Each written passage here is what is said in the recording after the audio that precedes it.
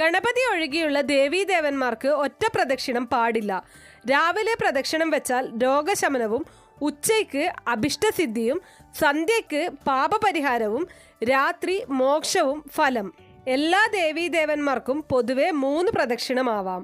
ആദ്യത്തെ പ്രദക്ഷിണം പാപമോചനവും, രണ്ടാമത്തെ പ്രദക്ഷിണം ദേവദർശാനുമതിയും, മൂന്നാമത്തെ പ്രദക്ഷിണം ഐശ്വര്യവും പ്രദാനം ചെയ്യുന്നു. ഇനി നമുക്ക് ഓരോ ദേവീദേവന്മാർക്കും എത്ര പ്രദക്ഷിണമാണ് ചെയ്യേണ്ടത് എന്ന് നോക്കാം. ഗണപതി ഒറ്റ പ്രദക്ഷിണം, സൂര്യൻ 2 പ്രദക്ഷിണം, മഹാദേവൻ 3 പ്രദക്ഷിണം, ദേവി 3 അല്ലെങ്കിൽ 5 അല്ലെങ്കിൽ 7 പ്രദക്ഷിണം. ചില ക്ഷേത്രങ്ങളിൽ 4 പ്രദക്ഷിണവും പറയപ്പെടുന്നുണ്ട്. മഹാവിഷ്ണു, ശ്രീരാമൻ, കൃഷ്ണൻ, ധന്വന്തരി ഈ ക്ഷേത്രങ്ങളിലൊക്കെ 4 പ്രദക്ഷിണം. ഹനുമാൻ, നാഗരാജാവ് ഈ ക്ഷേത്രങ്ങളിലൊക്കെ 3 പ്രദക്ഷിണമാണ് ചെയ്യേണ്ടത്.